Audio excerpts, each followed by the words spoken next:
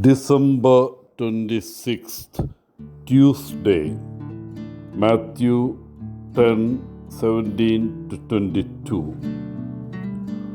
What a shocking contrast!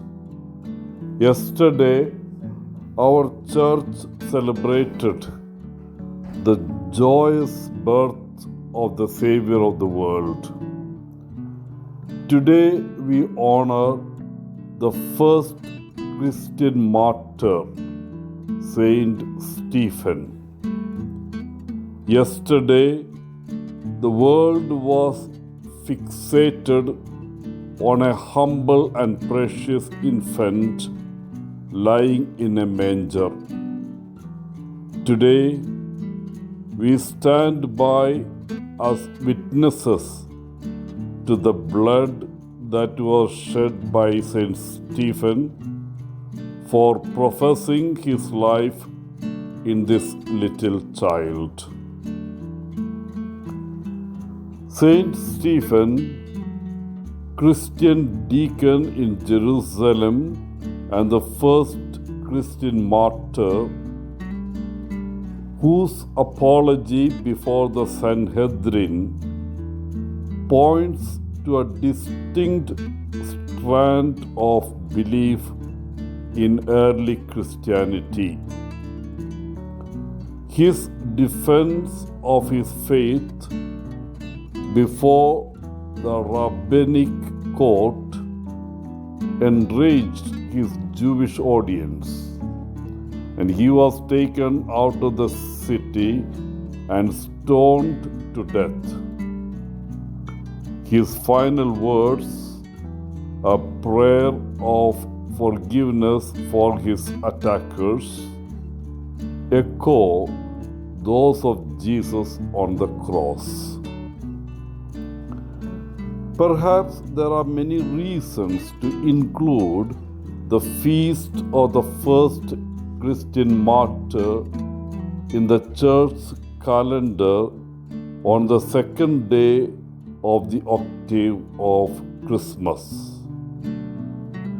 One such reason is to immediately remind us of the consequences of giving our lives to Him who was born an infant in Bethlehem.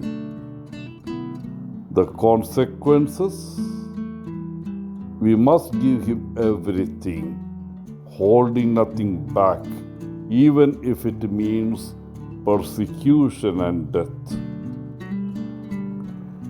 It reminds us that the birth of Christ requires everything from us. We must be ready and willing to give our lives to Him completely and without reserve. The birth of the Savior of the world means we must reprioritize our lives and commit to choosing Him above all else, even above our own lives. It means we must be ready and willing to sacrifice everything for Jesus, living selflessly and faithfully to His most holy will. Jesus is the reason for the season, we often hear. This is true. He is the reason for life and the reason to give our lives without reserve. Dear friends, reflect today upon the demand imposed upon you by the birth of the Savior of the world.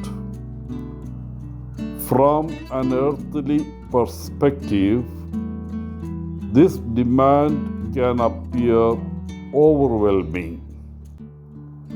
But from the perspective of faith, we recognize that His birth is nothing more than an opportunity for us to enter into new life. We are called to enter into a new life of grace and total self-giving. Let yourself embrace this Christmas celebration by looking at ways you are being called to give of yourself more completely. Do not be afraid to give everything to God and others. It is a sacrifice worth giving and is made possible by this precious child. Wishing you a good day and a happy feast, Father Paul, CSSR from Kerala.